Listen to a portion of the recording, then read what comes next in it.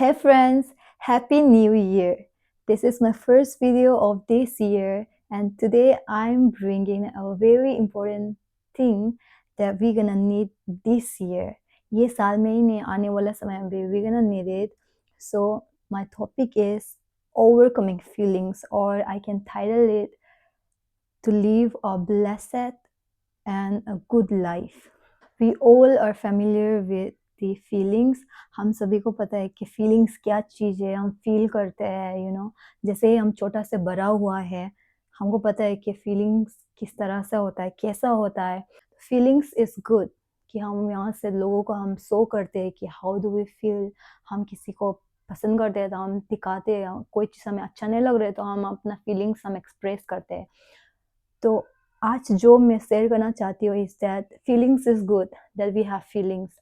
God ने हमें feelings दिया, अच्छा है, बट हमारा जीवन को हम फीलिंग्स के आधार पर नहीं जीना चाहिए। फीलिंग्स को हमारे जीवन को कंट्रोल नहीं करना देना चाहिए। हम फीलिंग्स हमारे साथ है, वो नेचुरली हमारे अंदर में एम्बेडेड है, वो है, लेकिन इस फीलिंग्स को हम अपने ऊपर या तो अपने जीवन के ऊपर कंट्रोल नहीं करने देना चाहिए। अगर कंट्रोल कर लेगा तो आपका लाइफ स्टेबल नहीं होगा। तो हम एग्ज़ाम्पल लेते हैं, फॉर एग्ज़ाम्पल हमारे सामने में 2 ब्रिज हैं। आप आप आप सोचिए कि आपका एक डेस्टिनी है, ओके? आपको एक लोकेशन में पहुँचना है, वो आपका डेस्टिनी है। वहाँ आपको पहुँचना है, वो आपका गोल है, और आपका साथ आपको मिला है 2 ऑप्शन। एक ऑप्शन है 2 ऑप्शन है, दोनों एक ब्रिज है। एक एक ब्रिज क्या है? एक ब्रिज है हैंगिंग ब्रिज। आप फ़ैमिलियर होंगे हैंगिंग ब्रिज से। जो अरुणाचल में मेरा घर है, मेरा घर का सामने ही एक हैंगिंग ब्रिज है। जब आप हैंगिंग ब्रिज को देखते हैं, वो डरावना है थोड़ा है, एंड जब आप उसमें चलने लगते हैं तो वो हिलने लगता है, इधर-उधर स्टेबल नहीं है, तो वहाँ डर सा लगता है। फर्स्ट टाइम तो वो हैंगिंग ब्रिज में मैं चल नहीं पाया, बहुत डर डर लगा। बीच-बीच में हैंगिंग ब्रिज कोई पकड़ के बैठा, फिर सोचा कि वापस चले जाओ, शायद उस पार नहीं कर सकेगा, क्योंकि हैंगिंग ब्रिज डरावना है, अगर कोई दौड़ने लगता है तो भूकंप सा आया लगता है। तो हैंगिंग ब्रिज को जब आप देखते हैं तो हैंगिंग ब्रिज बना ही क्या से है? लकड़ी से बना हुआ है। जब हम कोई-कोई विलेजेस का, कोई-कोई बस्ती का अगर हैंगिंग ब्रिज देखें तो वो और ज़्यादा डरावना है। वहाँ तो लगता है कि हम एक कदम भी नहीं रख पाए।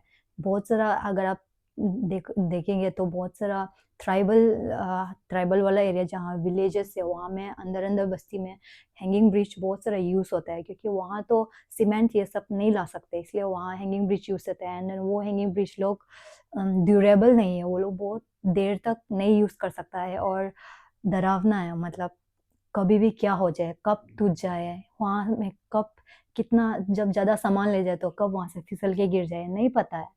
तो हैंगिंग ब्रिज है, और आपके साथ एक ऑप्शन है स्टेबल वाला ब्रिज। स्टेबल ब्रिज बोल रहा है अभी के लिए, मतलब कि स्ट्रॉन्ग वाला ब्रिज है जो कि आयरन रॉड, स्टील से है, सपोर्टेड है, और वो सीमेंटेड है, मतलब सीमेंट से बनाया हुआ है। तो वो तो स्टेबल है, उसका फाउंडेशन भी जो लगाया हुआ है वो स्ट्रॉन्ग है। तो आपके साथ 2 ऑप्शन है और आपको एक लोकेशन में पहुँचना है। आप एक जगह में हैं और वहाँ से जाके आपको एक लोकेशन में पहुँचना है, आपका गोल में। वहाँ पहुँचने के लिए आपको ये 2 रास्ता ऑप्शन दिया है। एक है हैंगिंग ब्रिज, और दूसरा है ये स्टेबल वाला, एक जो कंक्रीट वाला ब्रिज, ठीक है? जो सीमेंटेड वाला ब्रिज है। तो आप दोनों ऑप्शन में से किसको लेंगे? मैक्सिमम लोग, ज़्यादातर लोग ये सीमेंटेड वाला ब्रिज को लेंगे, है ना? कुछ-कुछ लोग ये हैंगिंग ब्रिज ले सकते हैं, जिनको लगे कि शायद थोड़ा एडवेंचरस एक्सपीरियंस हो जाए, कुछ हो जाए, कुछ देख लेते हैं, तो वो लोग जा सकते हैं। लेकिन मैक्सिमम हम लोग यहाँ जाएँगे सीमेंटेड वाला ब्रिज में, क्योंकि ये स्ट्रॉन्ग है, ये ड्यूरेबल है, और हमको पता है कि यहाँ तो हम गाड़ी भी लेके जा सकते हैं, तो कन्वीनियंस भी है। लेकिन हैंगिंग ब्रिज में तो पैदल ही चलना पड़ेगा, वो भी इतना डरावना, हिलते रहेगा, तो कब क्या आ जाए, जब आंधी तूफ़ान, भूकंप आ जाए, तो ये हैंगिंग ब्रिज तो हिल-हिल के कब टूट जाए नहीं पता, लेकिन ये सीमेंटेड ब्रिज ये तो नहीं टूटेगा। ये 2 ब्रिज को हम देखते हैं कि 2 प्रकार के लाइफ़ को, ठीक है? अगर कोई है, अगर कोई इंसान अपना जीवन फीलिंग्स का अकॉर्डिंग चलता है तो उनका लाइफ़ ये हैंगिंग ब्रिज का तरह है, ठीक है? मतलब स्टेबल नहीं है, इधर-उधर होते रहता है, कब गुस्सा हो जाता है, कब खुशी होता है, कब इनका मूड स्विंग हो जाता है। ये हैंगिंग ब्रिज का तरह है जिसका लाइफ इधर उधर है, ठीक है। हम बहुत सारा लोग का लाइफ को देखता है कि मैस अप है, जो हमारा नौजवान, जो हमारा यूथ है, वो इधर उधर प्यार के कोच में बहुत सारा लड़की लोग तो बहुत सारा लड़का का साथ में धुनने पड़ रहा है इधर उधर। बहुत सारा लड़का लोग सेम चीज प्यार का कोच में इधर उधर पड़ गया है नशा वशा में। तो अपना ये फीलिंग्स का ऊपर, जब फीलिंग्स को सेटिस्फाई करने के लिए, फीलिंग्स को जस्टिफाई करने के लिए जब हम चलता है तो ये गलत चीजों में पड़ जाता है हमारा पैर, ठीक है। ये गलत चीजों में पड़ जाता है। लेकिन अगर हम अभी स्टेबल वाले जो ब्रिज है उसको बात करें तो ये उनका जीवन है जो जिनका जीवन वचन के आधार पर है, ओके। यहाँ में मैं बोल रही हूँ वचन के आधार पर, word of God, Bible. Bible हम में से बहुत लोग के साथ है, लेकिन हम में से बहुत लोग बाइबल को बस पिलो के नीचे रखते हैं। संडे के दिन को ही बस उनका बाइबल का शकल को देखेगा, संडे का ही दिन को बस बुक को खोलेगा, पास्टर ने जो बताया बस उसको सुनेगा, घर जाके फिर सेम चीज, फिर सेम मैस वाला लाइफ स्टार्ट होगा। तो कुछ फायदा नहीं, आपका जीवन वो हैंगिंग ब्रिज वाला फिर चला गया, उधर उधर उलट पुलट, क्या क्या गुस्सा गुस्सी, झगड़ा वगड़ा, किसी किसी के साथ, हार्ट ब्रोकन, डिप्रेशन, इधर उधर। लेकिन अगर आप अपना जीवन को वचन में, अगर आप वचन को अगर आप अपना लाइफ में वचन को अगर प्रैक्टिस करके इम्प्लीमेंट करके वचन का आधार पर चलने लगेगा तो आपका जीवन नहीं हिलेगा, नहीं हिलेगा। जैसे ये ब्रिज है जो स्ट्रॉन्ग है, जो इतना जोर से हवा आ जाने से भी, लाइटनिंग आ जाने से भी ये ब्रिज हिलने का हिलने का मुमकिन नहीं है, क्योंकि ये अंदर में यहाँ आयरन रोड से पहले तो बहुत ज़्यादा स्ट्रांगली वहाँ में सपोर्ट किया गया है, फिर ऊपर में सीमेंट लगाया गया है, तो ये बहुत स्ट्रांग है। वैसा ही जब आपका जीवन आप वचन का अकॉर्डिंग चलने लगेगा तो आप ये ब्रिज का जैसे नहीं हिल पाएगा।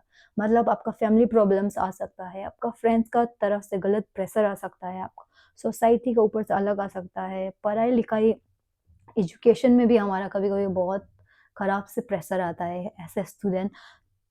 ये सब चीज आपको गिरा नहीं पाएगा, मतलब आप स्ट्रांगली अप करा हो सकेगा। लेकिन अगर आप वचन के आधार पर ना, लेकिन फीलिंग्स के ऊपर चलने से, तो छोटा चीज बस आपका जीवन में आ जाए तो आप डिप्रेशन में चला जाओ, आप सुसाइड करने के लिए चला जाओ, इधर उधर चीज, गलत गलत चीज में आप पढ़ सकते हैं। गुस्सा हो गया दारू पी लो, गुस्सा हो गया क्लब चला जाओ। ये सब चीज क्या का ऊपर में, फीलिंग्स का ऊपर में, कि छोटा मोटा चीज आपको ट्रिगर कर देता है गलत चीज में पढ़ देने के लिए, आपको पता है वो चीज गलत है, लेकिन भी कुछ चीज आपको ट्रिगर कर देगा तो हो जाएगा। हमसे नहीं होगा तो हम दारू पी लेगा, वहां से शांति मिले, वहां जाएगा, ये करेगा, गलत चीज करेगा, और गलत चीज करेगा, और गलत चीज करेगा, और झगड़ा करेगा। तो ये फीलिंग्स के आधार पर, लेकिन जब वचन का अकॉर्डिंग चलने लगता है तो वो चीज हमको ट्रिगर करने के लिए कोशिश करेगा, जरूर करेगा, ठीक है। क्योंकि हम सब ये दुनिया में जी रहे, तो बहुत सारा टेम्पटेशंस आएगा, होगा। आप जैसा भी हो, आप अच्छा भी हो सकता है, आप खराब भी हो सकता है, लेकिन सेम सिचुएशन, सेम प्रॉब्लम्स बहुत लोग का लाइफ में आता है, सेम चीज आता है, गलत चीज हम लोग को भी ट्रिगर करता है। लेकिन क्योंकि वचन को मैंने अपना अंदर में डाल दिया, जब वो चीज आने से भी, ट्रिगर होने से भी, फिर भी मैं खुद को बोलेगा कि नहीं, ऐसा करना तो चाहिए, महसूस हो रहा है, लेकिन नहीं करेगा, ठीक है। देखो, जब आप ये हैंगिंग ब्रिज वाला जीवन जीता है, आपको जो फील आता है आप वो करने लगता है, आपको पता है, कंसियस, ह्यूमन कंसियस भी एक है जिसमें हमको पता होता है कि ये चीज गलत है।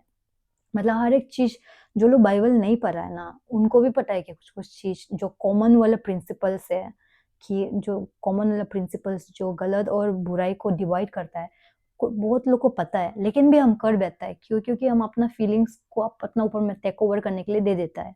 आप जब वो चीज, जब कोई कोई चीज हमको, हम लोग को ट्रिगर करता है, मेरा कॉन्शियसनेस में हमको पता होगा कि ये चीज नहीं करना है, लेकिन भी अगर आप अगर फीलिंग्स से अकॉर्डिंग जीता है तो आप तो इस तरह हो जाएगा कि हमको लग रहा है यही करना है, पता है ये गलत है, फिर भी ये करेगा। क्यों? क्योंकि आपका ईगो को सेटिस्फाई करने के लिए, जस्टिफाई करने के लिए कर देगा।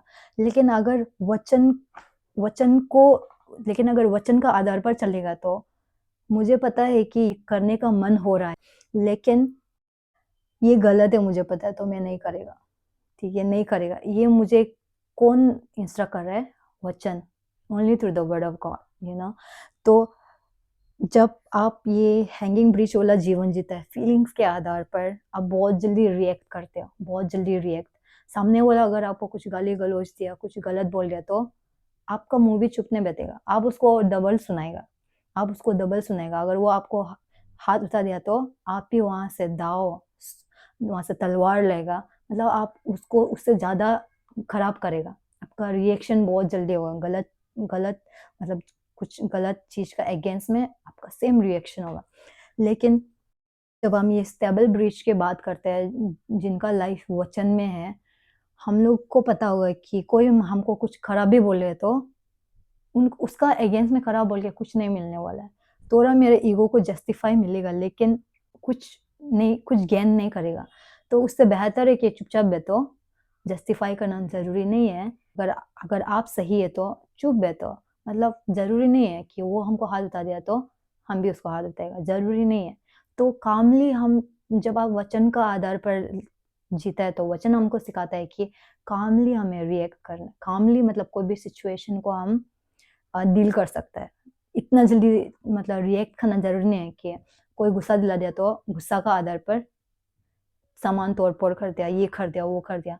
कामली भी उसको कर सकता है।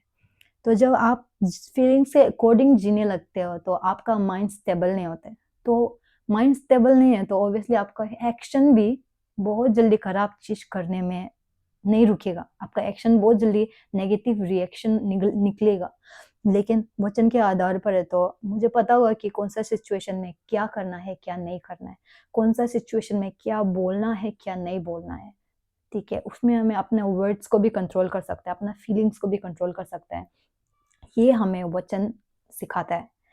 सो अभी लेट्स सी कि हम फीलिंग्स के ऊपर हम कैसे कब्जा कर सकते हैं। फीलिंग्स को इग्नोर करते हुए हम वचन के आधार पर हम कैसे चल सकते हैं। आज हम देखते हैं ये स्क्रिप्चर के ऊपर में ल्यूक चैप्टर 6 में देखते हैं। ल्यूक चैप्टर 6 का हम वर्स 27 से देखते हैं। यहाँ में जीसस अपने डिसाइपल्स और वहाँ में कुछ लोग आए हुए थे, मल्टीट्यूड्स लोग, उनको अच्छा से बताता है कि फीलिंग्स के आधार पर नहीं, लेकिन वचन के आधार पर जियो। तो वर्स 27 में हम देखते हैं जीसस बोल रहे कि but I say unto you which hear, love your enemies, do good to them which hate you. See, as a human being, ये हमारा नेचुरल टेंडेंसी है कि अगर कोई हमें पसंद नहीं करता है, तो हम भी उनको पसंद नहीं करेंगे, हम भी उनको मतलब इम्पोर्टेंट नहीं देंगे। इस तरह से होता है ना, क्योंकि जब मैं यीशु मसीह को नहीं जानने पहले, मतलब रियल से नहीं जानने पहले, बॉर्न अगेन नहीं होने पहले हॉस्टल में रहता था, तो वहाँ में फ्रेंड्स ग्रुप अलग-अलग होता था। कोई बदमाशी वाला फ्रेंड्स ग्रुप है तो वो अलग सा है, कोई पढ़ाकू ग्रुप फ्रेंड्स ग्रुप है तो वो अलग अलग वाला फ्रेंड्स ग्रुप। तो हम एक दूसरा के बीच मतलब साथ में इतना नहीं जम सकता है, इतना नहीं हो सकता है। तो जब कुछ कुछ चीज़ आ जाए, मतलब हेल्प करना है या तो कुछ अच्छा करना है, तो हम जो अलग वाला ग्रुप वाला दोस्तों है, उनका साथ मतलब करने के लिए इतना मन नहीं करता, अच्छा चीज़ करने के लिए मन नहीं करता। क्यों? क्योंकि हमको लगता है कि अगर वो हमें पसंद नहीं करता है, तो हम भी उनको पसंद नहीं करते हैं। तो जब हेल्प करने का बारी आए, तो हम भी उनको नहीं करेंगे, क्योंकि हमारा समय में उसने भी हमें हेल्प नहीं किया। ये हमारा वर्ली वाला प्रिंसिपल है कि अगर कोई आपको हेल्प करेगा तो आप भी उसको हेल्प करो। अगर कोई आपको अच्छा करता है तो आप भी अच्छे से डील करो। कोई बुरा से डील करता है तो आप भी उसको वही सेम रास्ता को अपनाओ। लेकिन यीशु मसीह हमें सिखाता है ये गलत है। वचन हमें सिखाता है ये गलत है। वचन में बोल रहा है कि लव दोस्त हु हेट यू। जो आपको नफरत भी करता है, आप उनको बस प्यार करो, उनको आप अच्छा करो। इसका मतलब ये नहीं है कि आप वो फ्रेंड्स ग्रुप में जाके उनका साथ सुबह-शाम मतलब बैठना स्टार्ट हो जाए। जस्टिफाई करो कि आप उसको आप उन लोगों को प्यार करते हैं, आपके उनका ही साथ में उनका साथ में कुछ-कुछ चीज़ करे, गलत चीज़ उनसे भी कर दे, ऐसा नहीं। इसका मतलब कि अगर कोई आपको नफ़रत करता है, आपको पता चल जाए, या तो उनका रिएक्शन से या तो उनका बोलने चाल-चलन से आपको पता चल जाए कि that those people don't like you. उसमें आपको अपना मन में बिटरनेस, अनफॉरगिवनेस नहीं आने देना है। मतलब आपको उनके लिए अच्छा सोचना है, आपका मन में प्यार होना है। And whenever you get the opportunity to do good to those people, do good to them, love them. मतलब आपका मन में गलत चीज़ नहीं आने देना है। ये सिंपली मीन्स है कि यू लव देम, मतलब आपका सोच में आप उनको अच्छा रखना है। भले ही वो हमको हेट करते हैं, but still I won't keep any bitterness in my heart. I won't keep their unforgiveness in my heart.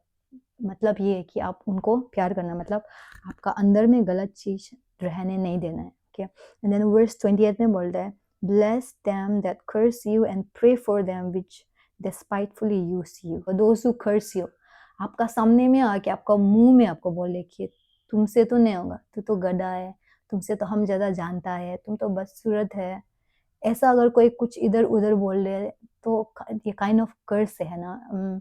जब हम फ्रेंड्स ग्रुप में देखते हैं तो स्कूल के समय में हमारे ऊपर गलत गलत नाम बोला जाता है.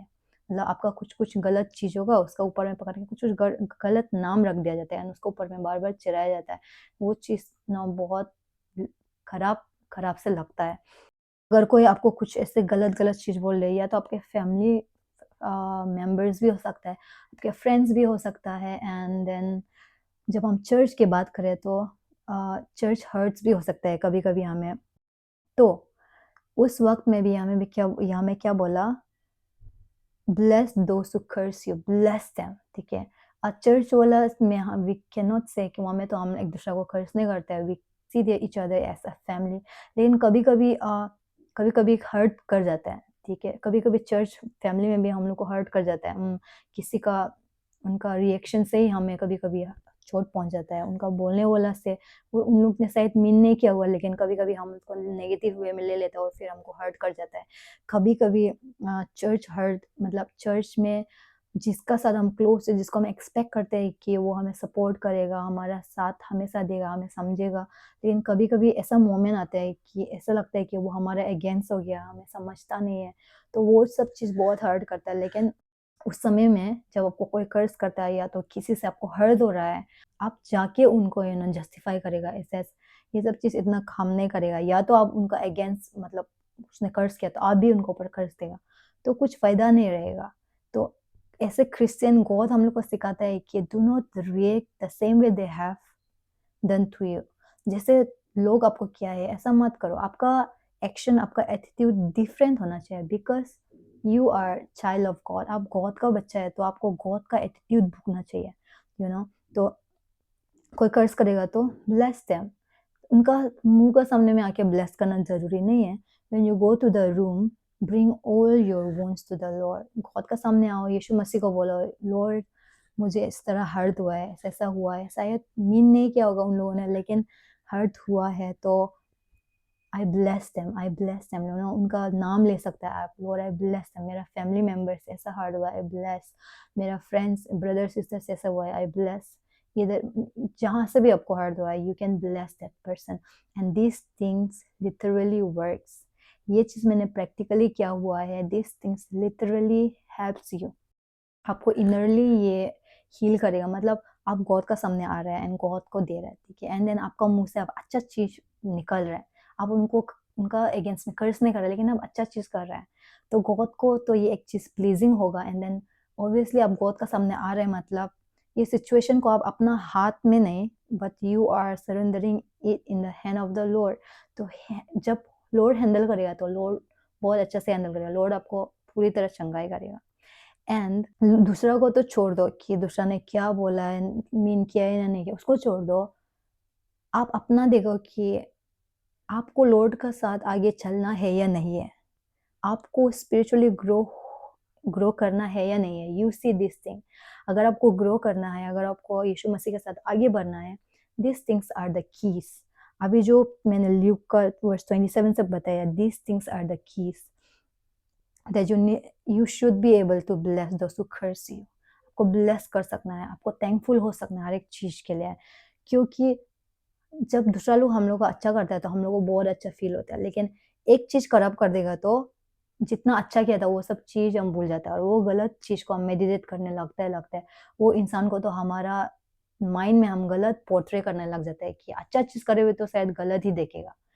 लेकिन गलत चीज को हटाते हैं, उल्टा अच्छा चीज को मेडिटेट करते लगना. And this thing really helps, specially to walk with the lord. Yeshu Masih के साथ आगे चलने के लिए, उनके साथ क्लोज हो सकने के लिए ये बहुत हेल्प करता है आपका, क्योंकि आपका मन को प्योर होना है. हमको अगर गॉड के साथ आगे बढ़ना है तो हमको अपना मन को प्योर रखना है. तो to bless others, those who curse you is the key. To love those who hate you is the key. And ये आपको गॉड हेल्प करेगा अगर आप डिजायर करता है तो. And then another is verse 29. And unto him that smite you on the one cheek, offer also the other, and him that take away thy cloak, forbid not to take thy coat also. इसका मतलब अगर कोई आपको आपका एक चीक में आपको थप्पड़ मार देगा तो दूसरा को भी दिखा दो बोला. इसका मतलब तो ये नहीं बोल रहे कि मतलब सच में भी ऐसा करो कि कोई आके आपको मार देगा आप वहां चुपचाप बैठो, मतलब दूसरा को भी दिखाओ कि और यहाँ में भी मारो. इसका मतलब ये नहीं बोला. इसका मतलब ये है कि इसका मतलब मेंटेन पीस, मतलब ऐसा कुछ मत करो, वायलेंस वाला एक्शन मत करो. ठीक है, मतलब कोई आके आपको मार देगा तो आप वही रिएक्शन मत करो उसका साथ. आपको पीस मेंटेन करना है. ठीक है, मतलब आपको वायलेंट वे में नहीं करना. मतलब जो दुनिया के लोग जो करता है उसको वो सेम चीज को हमको इमिटेट नहीं करना है. हमको उसको अलग अलग तरह से डील करना है. कोई आपको थप्पड़ मार दिया, आप भी उसको थप्पड़ मार दिया, तो वो जैसा डील किया आपको, आपने भी ऐसा डील किया है ना. इसका मतलब है कि कोई आपको थप्पड़ मारा है फिर भी आप नहीं मारेगा. मतलब कोई आपको गलत बोला है फिर भी आप नहीं बोले, आप अपना मुंह को चुप रखिएगा, आप उनको ब्लेस करेगा, आप उनको प्यार करेगा. मतलब आप अपने एटीट्यूड को बदलना है गॉड की तरह कि वो लोग जैसे खराब किया है, खराब चीज को नहीं करना है. वचन में हम लोग देखते हैं कि we can win the evil only by doing good. अच्छा चीजों से ही हम गलत चीजों को पास ओवरकम कर सकते हैं या तो विक्ट्री पा सकते हैं. गलत चीजों के ऊपर में गलत चीज करके नहीं पाएगा. गलत चीजों के ऊपर में हम अच्छा चीज दिखा के अच्छी चीज करके हम उनका ऊपर में विक्ट्री पाता है. ठीक है, एंड देन नेक्स्ट वर्स में बोलता है verse 30, give to everyone that asks of thee and of him that take away their goods ask them not again. यहाँ में बोलता है कि you should have a heart of giving. एक हमारे साथ देने वाला मन होना चाहिए, क्योंकि देने वाला मन बहुत सुंदर होता है. सी उन लोगों को देखो जो लोग ना हमेशा लोगों को हेल्प करने के लिए रेडी होते हैं. मतलब उनका साथ जो भी चीज होता है वो लोगों के साथ शेयर करना अच्छा लगता है. वो लोगों को देखो उनका कैरेक्टर बहुत सुंदर लगता है. लेकिन उन लोगों को देखो जो शायद धनी भी हो सकते हैं, उनके साथ बहुत कुछ है, लेकिन दूसरों को हेल्प करने के लिए उनको मन नहीं है. तो ऐसे लोगों को देखे तो बहुत सेल्फिश सा लगता है, मतलब अच्छा नहीं लगता है ना. तो गॉड, जब हम गॉड के साथ रहते हैं, God teaches us to have a heart of giving. God बोलते हैं कि हमारे साथ एक चेयरफुल गिविंग हार्ट होना चाहिए. मतलब आप लोगों को हमेशा देने के लिए रेडी होना है. आपका साथ जितना भी हो इट डज नॉट मैटर, थोड़ा हो या ज्यादा हो, लेकिन आप जितना आप हेल्प कर सकेगा इट मैटर्स. क्योंकि दे सकना एक बहुत बड़ा बात है. हमारा मन में अगर सेल्फिशनेस आ जाता है तो लोगों को हेल्प करने के लिए बहुत तकलीफ हो जाता है. लेकिन गिविंग इज अ की. गिविंग भी एक बहुत बड़ा की है जब आप गॉड का साथ चलने के लिए बात करता है. एंड जो हमारा आज टॉपिक है ओवरकमिंग फीलिंग्स. देखो फीलिंग्स हर वक्त आपको देने का मन नहीं करेगा. जो इंसान आपको हेल्प नहीं करता है, जब उनको हेल्प चाहिए होगा तो आपको देने का मन नहीं करेगा. आपका फीलिंग्स आपको क्या बताएगा कि मत दो, हो जाएगा. वो भी तो आपको हेल्प नहीं किया था आपका समय में, तो जरूरी नहीं है, मत दो, उनको भी अपना से स्ट्रगल करने दो. लेकिन वचन क्या बोलता है, गिव देम. गिव देम मतलब वो शायद आपको देगा या नहीं देगा फर्क नहीं पड़ता है. लेकिन जब मेरा whenever I get opportunity to help others, to give others, I'm gonna give. वो मेरे पास नहीं देखेगा कि वो इंसान मेरे साथ कैसे डील किया था. Then verse 31 में बोलते हैं as ye would that man should do to you, do ye also to them likewise. हमें बोलता है जैसे हम एक्सपेक्ट करते हैं कि सामने वाला हमको ऐसे ट्रीट करे, ऐसा हमें उनको ट्रीट करना चाहिए. What do you expect from others? आप क्या एक्सपेक्ट करते हो? हम तो एक्सपेक्ट करते हैं ऑब्वियसली कि सामने वाला हमें ऑनर करे, सामने वाला रिस्पेक्ट करे, सामने वाला अगर हम कुछ गलत कर दे तो हमें समझे और फॉरगिव कर दे. जब हमें ज़रूरत होगा तो सामने वाला हमें हेल्प करे, सपोर्ट चाहिएगा तो सामने वाला हमें सपोर्ट करे. ये हम चाहते हैं ना. लेकिन ये हम चाहते हैं, लेकिन हम दूसरों को नहीं करते ऐसा. हम एक्सपेक्ट करते हैं लोगों से, लेकिन जब हमारा बारी आए तो हम करने को राजी नहीं है. लेकिन वचन में बोलते हैं कि लोगों से एक्सपेक्ट मत करो, लेकिन आप जो एक्सपेक्ट करते हैं उनसे वो चीज़ आप करो. You start respecting others first, you start honouring others first. ठीक है, वो इंसान, सामने वाला इंसान भले ही आपको रिस्पेक्ट ना करे, आपको अच्छे से ट्रीट ना करे, लेकिन आपको फर्स्ट ट्रीट करना, आप फर्स्ट अच्छा से ट्रीट करना स्टार्ट करो. आप फर्स्ट उनको देना स्टार्ट करो, आप फर्स्ट उनको हेल्प करो, आप फर्स्ट उनको अच्छा से बात करना स्टार्ट करो. देन ऑटोमेटिकली उनका भी एटीट्यूड बदलेगा आपके लिए. भले ही सामने वाला आपको शायद फर्स्ट टाइम में बहुत रफ से रिएक्ट कर दिया, लेकिन जब आपका बढ़ेगा आप उनको अच्छे से बात करो, शांति से अच्छे से बात करो, प्यार से बात करो, तो उनका एटीट्यूड जरूर बदलेगा। सो दिस ये वचन में हमें बोल रहा है कि लोगों से एक्सपेक्ट मत करो कि वो हमें देगा, वो हमें हेल्प करेगा, लेकिन जब आपका बारे आए अब उनको करो। ठीक है, आप ऑनर करो, लोगों को रिस्पेक्ट करो, रिस्पेक्ट एवरीवन, सबको प्यार करो, फॉरगिव करो। यहाँ में वचन में जैसे ऊपर में बोला, प्यार करो। अगर वो आपको हेल्प भी करे तो, आपको कर्ज भी करे तो आप उनको ब्लेस करो। वो शायद आपको सेल्फिश किया होगा, लेकिन भी आप जब आपका बढ़ेगा तो you be generous to them, आप उनको दो। Then verse 32 में बोलता है, if ye love them which love you, what thank have ye? For sinners also love those that love them. See, यहाँ में बोलता है कि अगर आप बस उनको ही प्यार करेगा जो आपको प्यार करता है, एंड जो आपको प्यार नहीं करता है आप उनको प्यार नहीं करेगा, तो क्या ही फायदा है? क्योंकि जो लोग गॉड को नहीं जानता है वो लोग तो यही काम तो कर रहा है। जो लोग उनको तलवार उठा के मारेगा वो लोग भी तलवार उठाएगा, जो लोग उनको अच्छा से ट्रीट करेगा वो लोग भी ट्रीट करेगा। जब आप गॉड को जान गया है, जब आप वचन को जान गया है, ये हमें सिखाता है कि हमें अब किस तरह जीना है, कि सामने वाला अगर प्यार नहीं करने से भी, हेल्प करने से भी हमें हेल्प कर सकना चाहिए। सामने वाला कर्ज करने से हमें ब्लेस करना है। सामने वाला हम लोग को हेल्प नहीं करने से भी, जब मेरा समय आएगा मुझे हेल्प करना है, मुझे देना है, ठीक है, तब बोलेगा कि सच में भी ये इंसान में कुछ अलग है। तब प्रूव भी आप कर सकते हैं कि my God is different, my God is greater, मेरा गॉड ऐसा वाला गॉड है जो प्यार वाला गॉड है। एंड देन वर्स 33 में बोलते हैं, if ye do good to them which do good to you, what gain have ye? For sinners also do even the same. 34 में बोलते हैं, if ye lend to them to whom ye hope to receive, what gain have ye? For sinners also lend to sinners to receive as much again. तो यहाँ में बोलता है आप बस उनको ही अच्छा करेगा जो आपको अच्छा करता है, एंड जो आपको अच्छा नहीं करता आप अच्छा नहीं करेगा।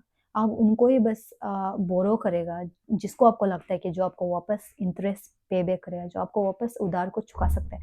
लेकिन जो नहीं चुका सकता आप उनको लैंड नहीं करेगा, तो उसमें फ़ायदा क्या रहेगा? क्योंकि सब लोग तो यही करते हैं। लेकिन आप जब आप अगर गॉड का बच्चा है तो आपको ऐसा नहीं करना चाहिए, आपको कुछ अलग अलग होना चाहिए। मतलब गॉड का आपको नेचर को भोगना चाहिए। गॉड का नेचर ऐसा नहीं है।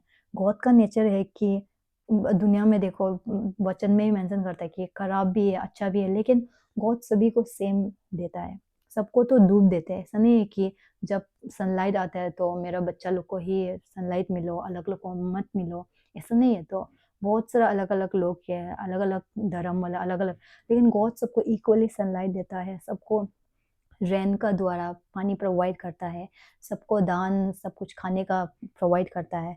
एंड देन गॉड सबको देता है, जो कोई भी उनको अप्रोच करेगा तो गॉड उनको अपना मर्सी को दिखाता है। तो वैसा ही हमें भी होना चाहिए गॉड की तरह।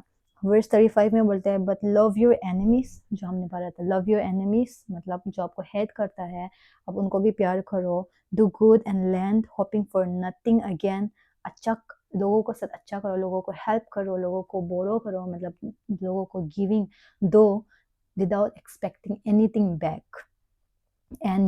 And your reward shall be great, and ye shall be called the children of the highest, for he is kind unto the unthankful and to the evil. देखो, अगर आप ये चीज को फॉलो कर सकेगा, देन आप प्रूफ कर रहा है कि you are the child of the most high God. And then यहाँ से आप प्रूफ कर रहा है कि your God is merciful. And verse 36 में बोलता है, be ye therefore merciful as your father also is merciful.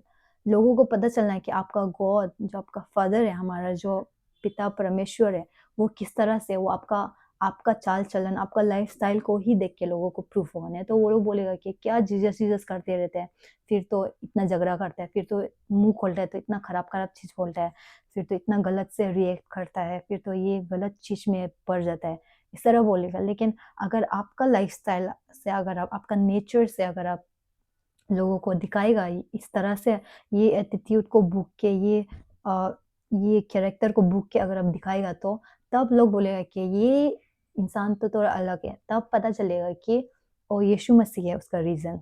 ठीक है, तो लास्टली ल्यूक चैप्टर 6 वर्स 46, 47, 48, 49, इसमें बोलता है कि जीसस बोलता है, why call ye me lord lord and do not the things which I say. Jesus बोलता है कि आप तो हमेशा प्रभु प्रभु गाना गाता है, वर्शिप करता है, लॉर्ड जीसस बोल के आप प्रे करता है, लेकिन जब मेरा वचन का बारे आता है, आप तो मेरा वचन नहीं कर रहा है। क्योंकि जब आप प्रभु बोलते हैं, प्रभु का मतलब आप जानता है, प्रभु का मतलब है आपका लॉर्ड, मतलब आपका ऊपर में उसका अधिकार है, मतलब वो जो बोलता है, वो जो सिखाता है, वो आप करता है। जब हम किसी को प्रभु बोलने लग जाता है, उसका मतलब है कि उसको हम फॉलो करता है और उनका जो वचन है, उनका जो टीचिंग्स है, वो चीज़ को हम भी करने लगेगा। वो जो चीज़ में किया है, वो जो चीज़ में चला है, वो सेम चीज़ को हम फॉलो करेगा। लेकिन बहुत सारा क्रिश्चियंस लोग ऐसा है ना, जो लोग प्रभु यीशु मसीह बोल के वर्शिप करता है, गाना गाता है, कोई-कोई लोग प्रीचिंग भी करता है, लेकिन उसका पर्सनल जीवन में देखिएगा तो वचन से बिल्कुल अपोज़िट है। मतलब अलग ही चीज़ कर रहा है, जो वचन में लिखा है उसका अगेंस्ट ही कर रहा है। तो ऐसे लोग तो हिपोक्राइट है, वो लोग लॉर्ड लॉर्ड बोल रहा है, लेकिन एक्चुअली में उनका लाइफ में वो यीशु मसीह को वो लॉर्ड बनने के लिए नहीं दे रहा है। वो लोग अपना मन मर्जी वाला कर रहा है, लेकिन यीशु मसीह को लॉर्ड बुला रहा है। तो यीशु बोल रहा है कि लॉर्ड लॉर्ड बुलाता है, लेकिन जो जो चीज़ मैं आपको बताती हूँ वो तो करता नहीं आप लोग। वर्स 47 में बोला, whosoever come to me and hear my sayings and do them, I will see you to whom he is like। मतलब यहाँ में अभी यीशु मसीह दो दो सिचुएशन को दिखाएगा, दो लाइफ को दिखाएगा। वर्स 48 में बोलता है, he is like a man which build an house and dig deep and let the foundation on a rock, and when the flood arose and the stream beat vehemently upon that house and could not shake it, for it was founded upon a rock। Verse 49 में बोलता है, but he that hear and doeth not is like a man that without a foundation built an house upon the earth, against which the stream did beat vehemently, and immediately it fell, and the ruin of that house was great। यहाँ में फिर दो जीवन को दिखाता है यीशु मसीह। एक यीशु मसीह बता रहा है कि जो लोग संडे में आता है, या तो जो जो लोग घर में जाके बाइबल पढ़ता है और फिर वो बाइबल को वो मतलब वो चीज़ को अपना जीवन में इम्प्लीमेंट करने स्टार्ट हो जाता है। तो वो लोग किस तरह से है, एक यहाँ में फिर सिचुएशन बता रहे हैं, दो लड़का है, ठीक है। एक लड़का है जो क्या करता है, घर बनाता है। दोनों लड़का है, दोनों लड़का अभी क्या घर बनाने स्टार्ट होगा। तो एक लड़का ने अपना घर को किस तरह से बनाया, वो पहले बहुत अंदर खुदाई किया, ठीक है। अगर आप घर बनाने वाला दिखेगा तो सिर्फ फर्स्ट वो लोग फाउंडेशन बिल्ड करता है, मतलब बहुत अंदर तक खुदाई करता है। उसके बाद वहाँ में फाउंडेशन बिल्ड करता है, मतलब वहाँ में सीमेंट जैसा पोस्ट डालता है, मतलब वो बहुत स्ट्रॉन्ग होना चाहिए। उसके बाद ऊपर में घर को बनाने स्टार्ट करते हैं। इसलिए सबसे फर्स्ट बहुत अंदर डिग करता है, अंडरग्राउंड डिग करके उसके बाद ऊपर में घर बनाता है, ताकि बाद में कुछ फ्लड आ सके, वो नहीं गिरेगा। लेकिन फिर और एक लड़का है, दूसरा लड़का, वो अपना घर को कैसा बनाया है, वो फाउंडेशन नहीं बनाया, मतलब वो जमीन को तो बिल्कुल भी खुदाई नहीं किया, उसका अंदर में फाउंडेशन नहीं डाला है, डायरेक्ट ऊपर में अपना घर को बना दिया। तो ऐसा घर तो ऑब्वियसली अगर अभी फ्लड आ गया तो वो घर तो रहेगा नहीं, वो घर तो उड़ जाएगा, मतलब पानी से वो चला जाएगा।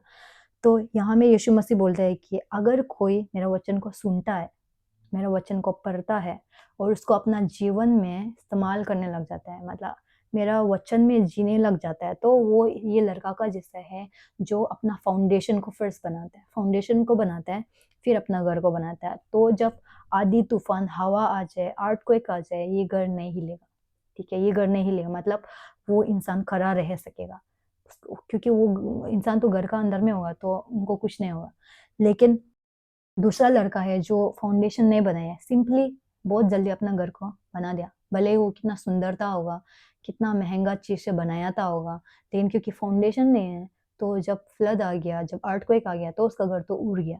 तो ये ऐसा वाला इंसान है जो वचन को सुनता है, लेकिन सीरियस नहीं देता है, मतलब वचन को इम्पोर्टेंस नहीं देता, सुनता है, नॉलेज जैसा रख लिया कि हाँ यीशु मसीह मरा है, यीशु मसीह मेरा पाप को धोआ है, लेकिन वो चीज़ को कभी सीरियस नहीं लिया अपना लाइफ में, मेडिटेट नहीं किया है, या तो कभी डिज़ायर भी नहीं किया होगा कि बाइबल में कैसा लिखा है मुझे इस तरह से जीना है, ऐसा कभी नहीं सोचा। मतलब हो जाएगा, लाइफ में मस्ती करना है, इधर उधर होने से भी, मतलब गलत चीज़ में पढ़ने से भी कुछ, ऐसे वाला लोग है तो उनका जीवन इस तरह से है। तो जब प्रॉब्लम आ जाएगा वो नहीं रह सकेगा, तो इधर उधर डिप्रेशन, ये गलत चीज़ में पड़ जाएगा, तो उसका लाइफ मैसअप हो जाएगा, ठीक है।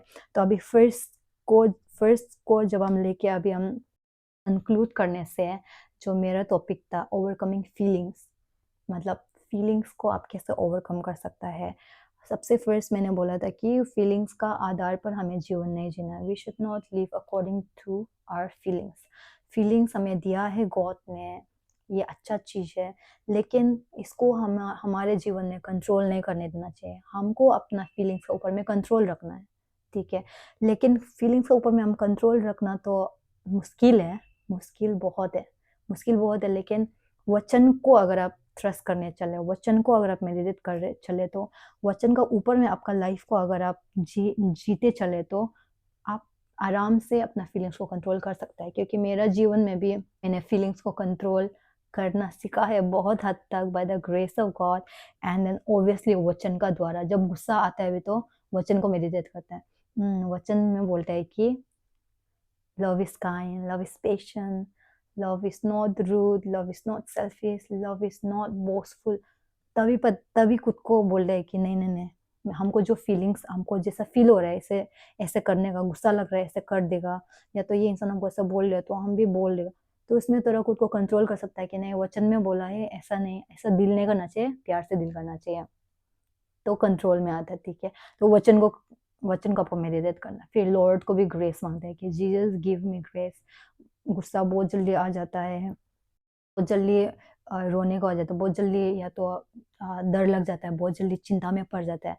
तो उस समय में वचन को जब आप ट्रस्ट करेगा और जीसस का ग्रेस का द्वारा, आप जरूर कंट्रोल कर सकेगा। हम फीलिंग्स का वजह से हम लोग का जीवन में हम लोग बहुत सारा चीज़ में स्ट्रगल करते हैं, स्पेशली यूथ बोलेगा तो लस्ट में लेके टेम्पटेशन, गलत चीज़ को देखने में, गलत चीज़ करने में, नशा में पड़ जाने के लिए, इधर-उधर लड़केबाजी, ये सब चीज़ में पड़ जाने के लिए आता है। ये सब चीज़ ये सब चीज़ का रूट जो फीलिंग्स है। लेकिन जब वचन में होगा तो ये सब चीज़ धीरे-धीरे आपका लाइफ से हटने लगेगा, एंड आपको पता चलेगा कि आपका जीवन में सच में भी आप फ्रीडम में चल सक रहे हैं। मतलब जो चीज़ आपको, जो सीन आपको बार-बार दबा रहा था, उससे हटने के लिए मन करता है, लेकिन वो सीन फिर आपका ऊपर में आ जाता है। तो वो सब चीज़ अब यीशु मसीह का द्वारा हट सकता है, वचन का द्वारा हट सकता है। जब ये लास्ट वर्ड्स में बोलता है फाउंडेशन, हमें फाउंडेशन बनाना है।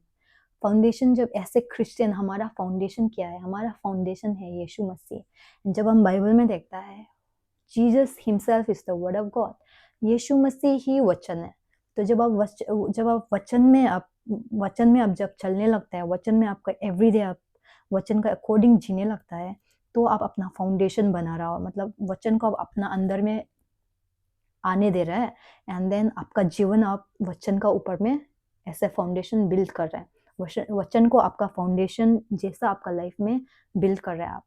तो जब भी आपका फैमिली प्रॉब्लम्स आ सकता है, आपका फ्यूचर को लेके आपको चिंता हो सकता है, क्लैरिटी नहीं हो सकता है कि आगे क्या करना है, कैसे करना है, उस समय में वचन आपको हेल्प करेगा। वचन आपको हिलने नहीं देगा, वचन आपको क्लैरिटी देगा, आपको विजन देगा।